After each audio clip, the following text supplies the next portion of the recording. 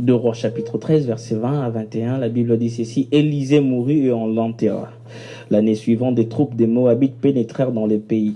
Et comme on enterrait un homme, voici on aperçut une de ces troupes et l'on jeta l'homme dans les sépulcres d'Élisée. L'homme alla toucher les os d'Élisée, il le réprit et s'éleva sur ses pieds. Amen. Amen. Amen. Amen. Amen. La thématique que j'aimerais partager avec nous ce soir, avant qu'on replonge dans la prière, je l'ai intitulée « La vie dans le sépulcre ». Oh yes. La vie dans le sépulcre. Quelqu'un pense peut-être que le tombeau ou les sépulcres est sa dernière demeure.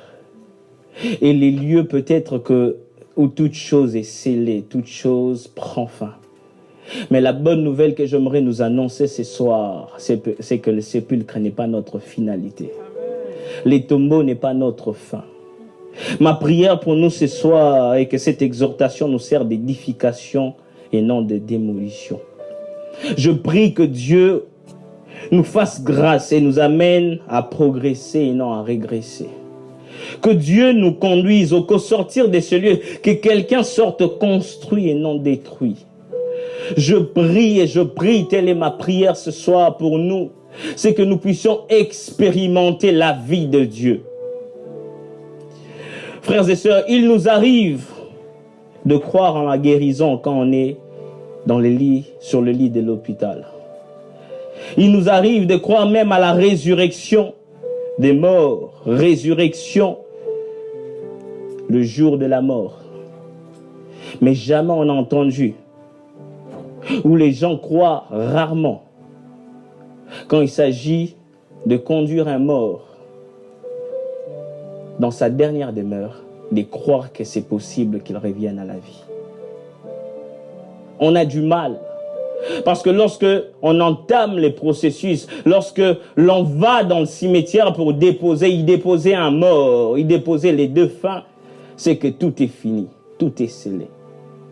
Il n'y a plus d'espoir. Mais la bonne nouvelle, comme je le disais tout à l'heure, c'est que justement là où l'on pense que c'est fini, ce n'est pas encore fini. Là où l'on pense qu'on peut s'arrêter, Dieu dit, ce n'est pas encore la fin, c'est possible. Là où on pense que là on est limité, on ne peut plus rien faire, Dieu dit, ce n'est pas encore fini. Il y a encore une possibilité d'avancer, une possibilité de voir encore des beaux jours se pointer à l'horizon. Parce que notre Dieu utilise des fois des méthodes peu conventionnelles. Des méthodes des fois qui nous choquent. Dieu sort de l'habituel. Dieu sort des fois de l'ordinaire pour pouvoir nous manifester sa toute puissance. Nous manifester un peu l'éclat de sa grandeur. Le texte qu'on vient de lire est un texte qui nous relate un peu l'histoire d'un homme. Un homme certainement qui avait des rêves, des ambitions. Mais ses rêves et ses ambitions ont été arrêtés par la mort. Mais avant cela, avant la mort de cet homme, l'on nous parle d'un autre homme qui est aussi mort. Élisée, il s'agissait. Et Élisée était un grand homme, un grand prophète de Dieu. Un homme que Dieu a utilisé puissamment. Un homme qui a vu la gloire de Dieu, qui a palpé les œuvres de Dieu. Mais hélas, lui aussi, il a été touché par la mort. Élisée est parti. Mais cet homme avait reçu une promesse de la part de Dieu. Lorsque le jour où son maître a été enlevé, Dieu lui a dit, tu recevras la double portion par la bouche de son serviteur. Mais pour les lecteurs de la Bible, ou les étudiants de la Bible, à ces moments si précis, Élisée n'a pas vu la promesse s'accomplir. À son compteur, il est à 13 miracles. Son maître ou son prédécesseur en a fait 7. Si nous sommes bons en calcul, le double de 7, c'est 14. Mais Élisée, à ces moments-ci, en est à 13. Il est parti avec une insatisfaction. Il a quitté la terre des hommes avec un sentiment d'inachevé, d'inaccompli. Parce qu'il n'a pas vu le 14e miracle. C'est comme si Dieu a failli à sa parole. C'est comme si Dieu n'a pas tenu promesse quelque part. 13 miracles. Et lorsqu'il était malade, le roi qui a vu pour la dernière fois Élisée, il est venu le voir. Il a dit, mon père, chars et cavalerie d'Israël. Et là, Élisée était conscient, il dit, certainement c'est mon dernier miracle, certainement c'est le jour de l'accomplissement de la promesse. Élisée dit, tire 7 ou 6 flèches, et ainsi tu battras les Syriens. Cet homme, ce roi-là, a tiré 3 flèches, et Élisée était frustré, en colère contre cet homme. Pourquoi cette colère? Parce que Élisée savait en lui-même, il s'attendait au 14e miracle pour quitter la terre. Mais là, en tant que malade, Élisée voit que son dernier miracle vient de partir. Élisée est en colère contre ce roi. Mais ce qu'il ne savait pas, c'est que Dieu n'avait pas prévu, Dieu dans son calcul, Dieu dans son calendrier ou dans son agenda, n'avait pas prévu que Élisée accomplisse le dernier miracle de son vivant. Tous les miracles qu'Élisée a accomplis, il a accompli de son vivant. C'était de l'extérieur. Mais il y avait un miracle que Dieu avait caché à l'intérieur. Il ne voulait pas qu'il accomplisse de son vivant. Il est parti certainement. Mais le problème, c'est que la promesse de Dieu était restée encore vivante et opérante. Il est parti certainement, mais la promesse de Dieu était encore là présente pour agir. La Bible dit, lorsque cet homme qui est mort, dont on vient de lire, a été jeté, il a touché les eaux d'Élysée. Et cet homme a repris vie. Frères et sœurs, des fois nous nous attendons aux choses extérieures. Élisée s'attendait à un miracle extérieur, mais le dernier miracle, Dieu l'avait mis à l'intérieur. Dieu n'avait pas mis à l'extérieur, mais à l'intérieur. Des fois, il ne suffit pas de regarder à l'extérieur. Regardez à l'intérieur. La solution te viendra de l'intérieur. Dieu a placé dans tes eaux une telle sagesse qui te donnera la capacité de pouvoir faire un miracle. Dieu a placé en nous une telle grâce qui nous donnera la capacité d'accéder à un autre niveau. Le miracle n'est pas extérieur parce qu'il sait les dangers. Tu peux être volé par l'ennemi. Dieu l'a placé à l'intérieur pour que l'ennemi ne puisse pas voler ce qui est à toi. Dieu a placé cette chose à l'intérieur pour que les hommes ne puissent pas arrêter les processus, arrêter la parole qu'il a déclarée sur toi. Il a placé ce miracle à l'intérieur, dans les eaux. Il veut que ça soit là parce qu'il a décidé que personne ne puisse te répondre ce qu'il a dit sur toi. Élisée est parti, mais grâce soit rendue à Dieu de ce que Dieu accomplit toujours son miracle. Et Israël est dans un état tel que ils ont désobéi à Dieu. Et Dieu, pour pouvoir corriger son peuple, va permettre à ce que les voisinages ou les voisins puissent un peu titiller Israël. À chaque fois qu'Israël désobéissait, Dieu bousculait un peu Israël par les ennemis, par ceux qui les entouraient, pour pouvoir le remettre dans le droit chemin. Et la Bible nous parle ici qu'une troupe de Moabites a fait intrusion en Israël. Et ces jours-là, on portait cet homme, comme je le disais tout à l'heure, on le portait vers sa dernière demeure. Il allait au cimetière, il allait vers son dernier lieu de repos. Les hommes qui l'ont porté ont vu cette troupe venir. Et là, ils l'ont lâché. Ceux qui l'ont porté, ils l'ont porté pour le cimetière, pour être dans un sépulcre. Qu'est-ce qui te porte ce soir? Quelle situation te porte? Cet homme de son vivant portait les choses, mais là, il est porté parce que la mort a frappé. Cet homme de son vivant pouvait porter certaines choses, mais là, on le porte. Quelle situation te porte ce soir? Quelle crise te porte ce soir? Quelle difficulté t'a porté ce soir? Qu'est-ce qui te porte? Il a été porté. Porté par les gens qui te conduisent vers là où tu ne veux pas y aller. Porté par l'envie. Porté par la maladie. Tu es porté au lieu de porter. Mais Dieu est sur le point de permettre une intrusion, comme je le disais, des Moabites dans ta vie. Écoutez, bien-aimé, Dieu est sur le point de permettre une intrusion pour qu'on puisse nous lâcher quelque part. Je prie ce soir, comme on les portait l'autre fois, que les gens qui te portent te lâchent ce soir. Je prie le Dieu de toute grâce, les gens qui t'ont longtemps porté, les situations qui te portent encore jusqu'à aujourd'hui, actuellement, puissent te lâcher ce soir. Parce qu'ils doivent te lâcher pour que tu expérimentes ton miracle. Ils t'ont porté. Aussi longtemps qu'ils te portent, tu ne peux pas vivre ces miracles-là. Aussi longtemps qu'ils te portent, tu ne peux pas déployer tes ailes pour prendre l'envol. Aussi longtemps qu'ils te portent, ces hommes-là, ils voudront te tenir sous leur domination. Qu'ils te lâchent ce soir. Je prie que quelqu'un soit lâché ce soir. Oh, qu'on te lâche dans ce domaine-là, parce que Dieu veut te rencontrer. Oh, qu'une destinée soit relâchée ce soir. Je prie et je disais, oh, que Dieu permette une succession des événements pour que ton ministère soit lâché ce soir. Oui, pour que la grâce qui est en toi soit lâchée ce soir. Pour que l'onction que Dieu a placée en toi soit lâchée ce soir. Pour que les choses qui sont au-dedans de toi se relâchent ce soir. Cependant, il n'a pas été simplement lâché, cet homme.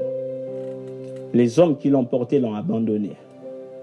Les hommes qui l'ont porté à cause du risque, parce qu'ils ont vu les troupes moabites, les ennemis pénétrer. Ils ont vu que les risques étaient grands. Ils l'ont abandonné. Ça, c'est la spécialité des hommes. Quand les risques paraissent grands, ils nous abandonnent.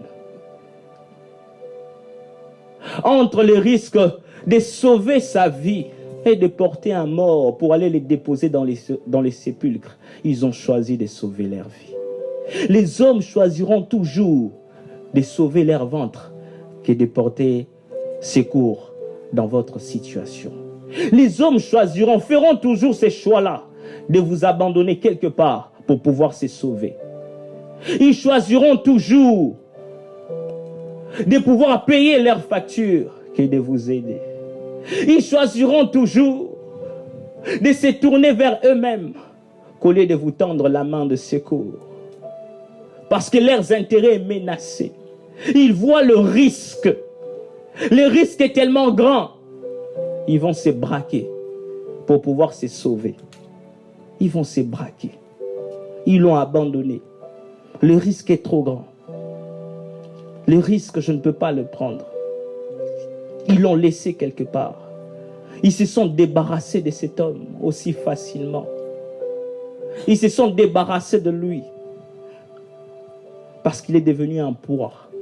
Quand les risques arrivent, nous devenons un poids pour les autres. Cet homme est devenu un poids pour leur avenir. Il pesait tellement, un poids dont je ne peux porter. Il est devenu tellement lourd. Il est devenu tellement pesant. Il me ralentit dans ma marche. Il me ralentit dans ma destinée, dans mon futur. Je dois le relâcher, l'abandonner. Je dois me débarrasser de lui. Frères et sœurs, il vous est jamais arrivé d'avoir l'impression, les sentiments, comme si vous êtes devenu un fardeau, un lourd fardeau pour les hommes. Même pour ceux qui vous entourent, votre famille, vos bien-aimés, vos proches. Ils ne vous le disent pas. Mais leur manière de vous traiter vous démontre que vous êtes devenu un fardeau. Ils ne veulent plus de vous. Ils ne le vous disent pas directement. Mais leur manière de faire, ils vous font comprendre que vous êtes un poids pour nous. Vous êtes un fardeau pour moi. Je ne peux plus continuer à te porter. J'ai envie de me débarrasser de toi. Dans cette entreprise-là, on te montre carrément qu'on ne veut plus de toi. Il veut se débarrasser de toi. Dans ta famille, on te montre véritable en face qu'on ne veut plus de toi. Un élément perturbateur. Tu es trop lourd pour nous, trop pesant pour nous. On ne peut plus te porter sur les épaules. Lui qu'on devait placer dans son sépulcre. Lui qu'on devait placer dans un lieu qui était approprié, destiné à lui. Voilà que là, on l'a abandonné. Mais abandonné quand même dans un lieu qui est à lui. Il le jette en pleine route. Et cet homme va atterrir dans un tombeau, dans un sépulcre qui n'est même pas son sépulcre. Qui n'est même pas son tombeau. Qui n'était même pas lui. Ils sont partis à l'idée, non pas de jeter cet homme, de les placer quelque part, de les déposer dans sa dernière demeure, de les déposer là où il doit être. Mais les risques qu'ils ont trouvés sur le chemin, les circonstances ont fait que nous devons l'abandonner quelque part. Nous devons les lâcher quelque part. Ils l'ont jeté. Je ne sais pas dans quel sépulcre les hommes veulent te jeter ce soir, où ils t'ont déjà jeté. Je ne sais pas où les hommes t'ont relâché ce soir. Je ne sais pas là où les hommes t'ont mis ce soir. Mais je prie, oh, je prie que tu tombes dans les sépulcres d'Élysée. Ah, ils sont partis avec l'idée que cet homme ne ressuscitera pas. Mais l'erreur qu'ils ont commise, c'était de les relâcher là-bas, là. Quand ils l'ont relâché, cet homme est rentré dans les tombeaux, oh, les sépulcres d'Élysée. Il y avait là les os de quelqu'un. Il y avait là les os d'un homme qui avait quelque chose à l'intérieur. Une promesse qui parlait encore. Je prie que les hommes te relâchent. Oh, je prie que les hommes te lâchent. Quand les hommes te lâchent, c'est là que Dieu te récupère. Quand les hommes te lâchent, tu tomberas certainement dans les tombeaux du ressuscité du troisième jour. Si les os d'Élysée ont pu ressusciter un homme, il y a un homme qui a laissé vide son tombeau. Il t'attend là-bas. Quand les hommes te lâcheront, lui il est là, il t'attend. Il est là, il t'attend. Ils l'ont jeté. Ils ont pris la fuite, pensant que c'était fini pour cet homme. L'histoire ne faisait que commencer. L'histoire ne faisait que reprendre vie là. Là dans le tombeau. Là. Je ne sais pas quel tombeau toi-même tu t'es fait. Il y a des hommes et des femmes qui se sont créés eux-mêmes leur propre sépulcre. Mais Dieu refuse que ce soir, tu puisses donner ou intimer l'ordre à ta propre vie de rester dans un sépulcre. Dieu refuse ce soir que tu te mettes toi-même dans un tombeau que toi-même tu as fait. Il le refuse catégoriquement. Il le refuse. Parce qu'il veut le meilleur pour toi. Parce qu'il veut le meilleur pour ta vie. Parce qu'il veut.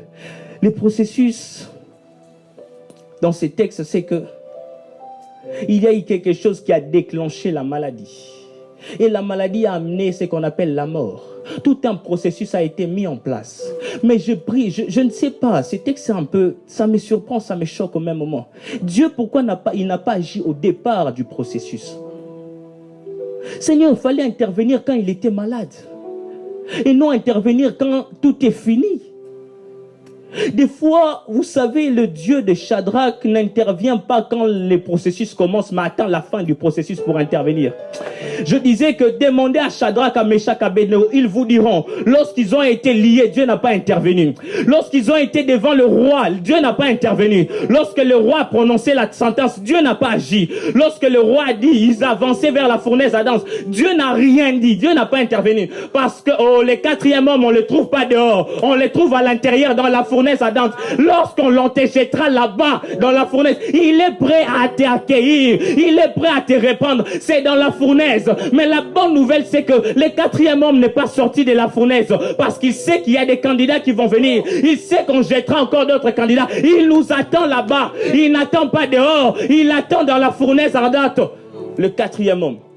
Des fois, il attend que le processus arrive à son terme. Et là, il vient agir. Lorsque les hommes ont dit que c'est fini, là, lui, il dit, je tourne le regard. Je tourne l'histoire. Je commence une nouvelle histoire. Alors que les associés disent, on l'a eu. Lui dit, non, vous ne l'avez pas eu. Ah, j'attendais réellement la mort pour vous démontrer que je suis la résurrection. Et on ne peut pas parler de la résurrection. On ne parle jamais de la résurrection tant qu'il n'y a pas la mort. Il faut qu'il y ait d'abord la mort pour parler de la résurrection. Il nous attend là-bas. Que ça chauffe dans la fournaise. Il est là-bas, il attend. Il est là-bas, il nous attend. Si on demande à Élisée, il nous dirait certainement, mon insatisfaction, c'est que Dieu m'a menti, je suis parti avec 13 miracles. Mais c'est qu'il ne sait pas. Le 14e est arrivé dans les sépulcres. Des fois, on a l'impression comme si notre prière va être bloquée quelque part ou mourra. Frères et sœurs, la bonne nouvelle, c'est que la prière n'émerge jamais. La prière que tu fais aujourd'hui, même si tu n'as pas vu son accomplissement maintenant, la prière a la capacité de dépasser les temps et d'agir dans les futurs. La prière que tu fais aujourd'hui est un investissement, un meilleur investissement pour ton lendemain et les futurs de tes enfants. Frères et sœurs, la prière qu'on fait aujourd'hui, nous sommes d'ailleurs le résultat d'une prière. Lorsque le maître prière dit, je prie non pas simplement pour moi, mais je prie pour tous ceux qui croiront. Nous sommes le résultat d'une prière d'un homme qui ça a été fait il y a plus de 2000 ans, mais aujourd'hui on a les retombées. La prière ne meurt jamais. Le corps peut mourir, on peut m'arrêter, mais la prière a la capacité de dépasser les murs. La prière a la capacité de dépasser les temps et l'espace et d'aller toucher là où ça doit toucher. Amen. La prière.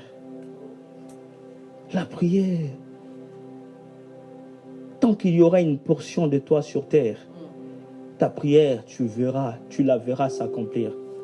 Tant qu'il y aura encore une miette de ta personne sur terre, ta prière verra le jour, parce que le Dieu qui a fait la promesse, il ne ment jamais. Frères et sœurs, la fidélité du Dieu d'Élysée se démontre dans les eaux d'Élysée. Ça se démontre pas dans les vivants d'Élysée. Ça se démontre dans les eaux. C'est là qu'on voit la fidélité de notre Dieu. La fidélité de notre Dieu. Demandez à Abraham, il vous dira la fidélité. Aujourd'hui, si Israël bénéficie de certaines grâces dont nous-mêmes nous bénéficions, c'est parce qu'un homme, Abraham, a vu la fidélité.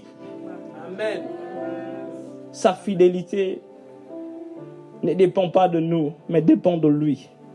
De lui. Les principes établis ici dans ces textes, c'est que il doit y avoir quelqu'un qui doit mourir avant nous.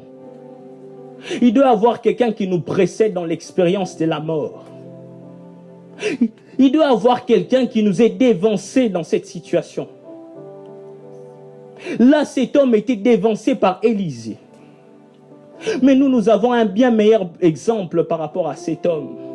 Et c'est pourquoi la Bible dit, il le compatit, il comprend tout ce que nous vivons. Là où tu veux passer, il l'a déjà expérimenté. Tes angoisses présentes, il les sent, il le sait. Tes pleurs, il le voit, il pleure avec toi. La Bible dit, nous n'avons pas un souverain sacrificateur qui n'est compatit. Il le voit, ce que tu vis. Il le connaît. Quand tu t'approches de lui avec cette situation, lui-même, il sait. Lorsque le Père veut pas, il dit, Père, moi, je sais ce que ça veut dire. C'est qu'il ressent à l'intérieur de lui. Je le comprends, je le connais et je dois intervenir. Le principe établi par ce texte, c'est qu'il doit y avoir quelqu'un qui soit passé par là pour nous donner la délivrance. Et Christ est passé par là. Il nous comprend pour nous octroyer cette délivrance dont nous avons besoin. Pour essuyer nos larmes, il nous comprend le mieux. Mais il y a un niveau de la vie, un stade de la vie où l'on ne sait plus quoi faire. Et les hommes l'ont appelé la mort. La médecine ne peut rien face à la mort. La technologie ne peut rien face à la mort. Même nos biens deviennent impuissants face à la mort. Notre force devient impuissante face à la mort.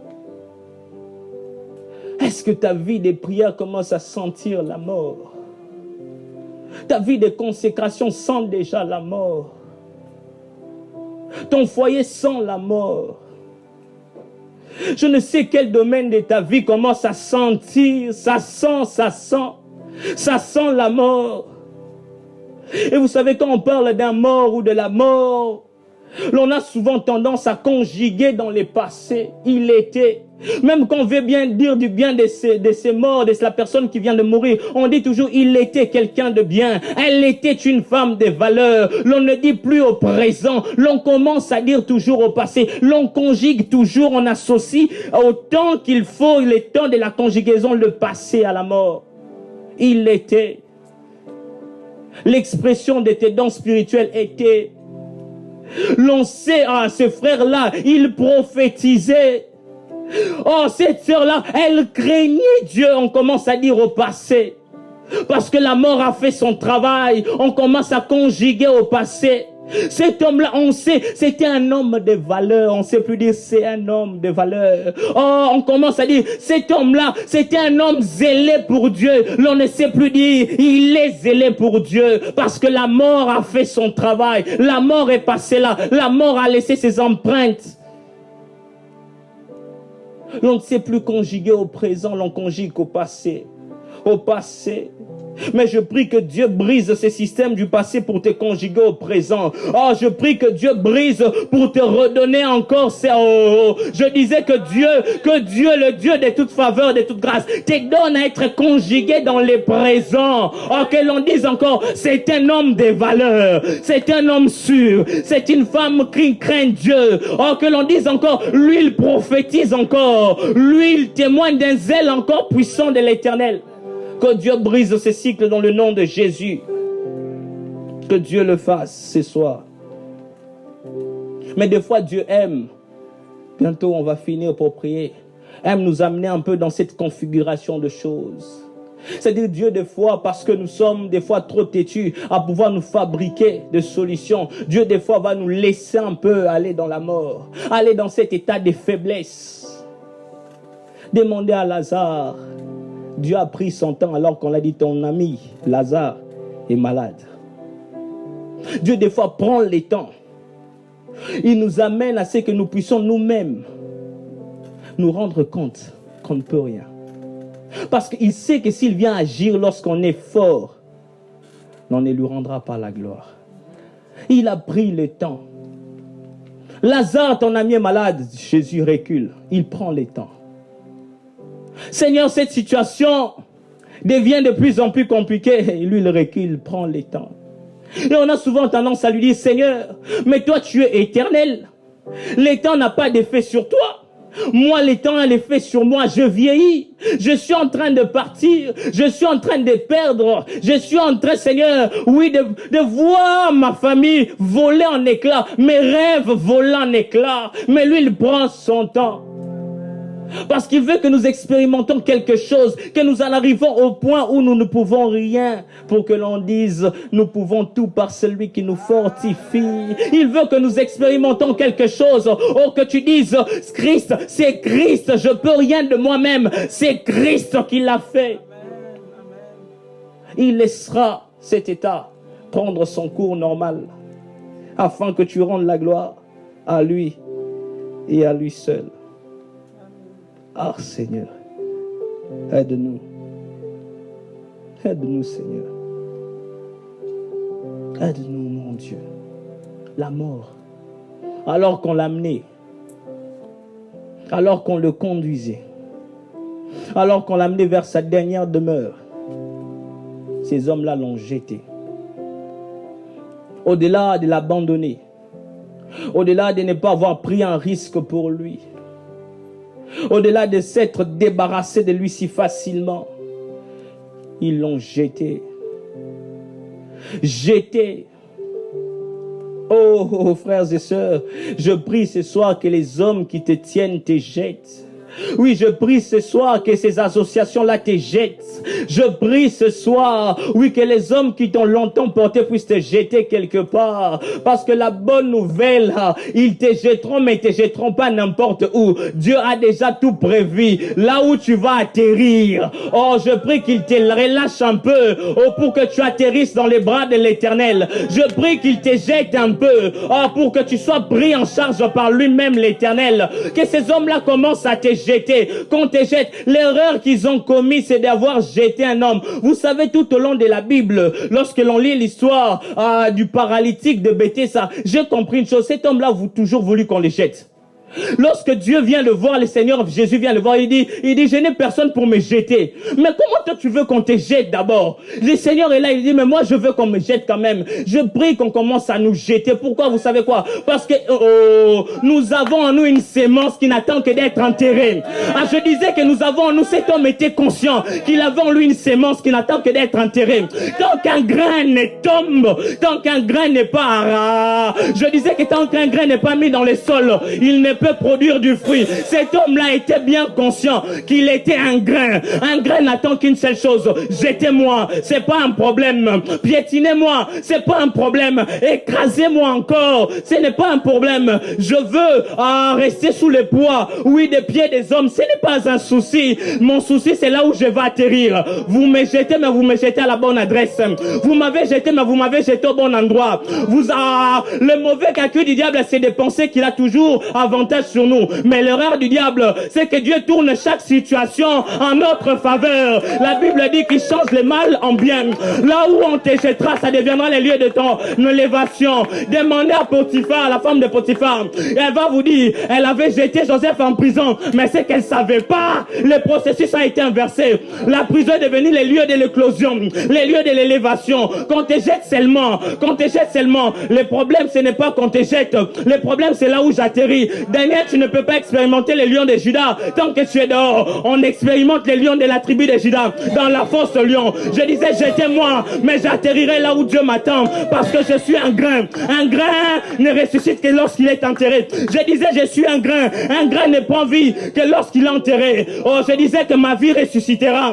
Mon ministère ressuscitera. Je dis que mon foyer ressuscitera. Oh, je ressusciterai. Peu importe les calculs des hommes, peu importe les projets des hommes, peu importe leurs paroles, je ressusciterai. Parce que je ne dépends pas des hommes. Je dépends de celui qui a fait la promesse. Je dépend de celui qui a vaincu la mort. Frères et sœurs, la bonne nouvelle, c'est que Jésus-Christ est passé là avant nous. Il a expérimenté. Il a la formule de la résurrection. Oh, quand je serai à la mort, quand je serai au tombeau, lui m'accordera cette formule pour ressusciter.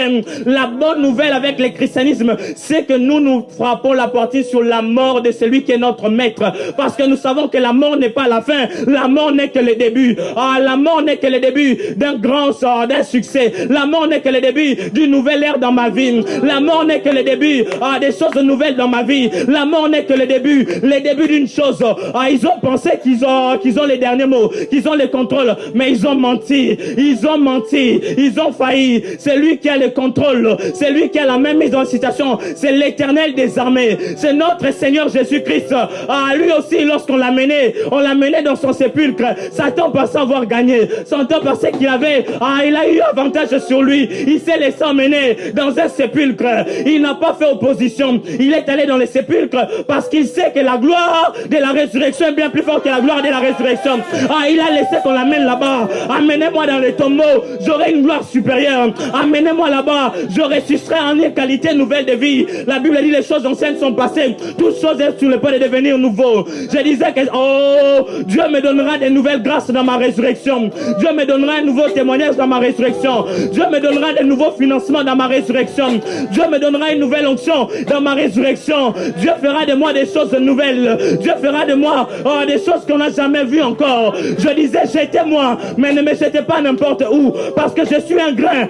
Je vais atterrir là où les grains ne peuvent que sortir. Les grains ne sortiront que s'ils sont sur la terre, dans la terre. Et la bonne nouvelle, c'est que la pierre du tombeau de Jésus a été roulée.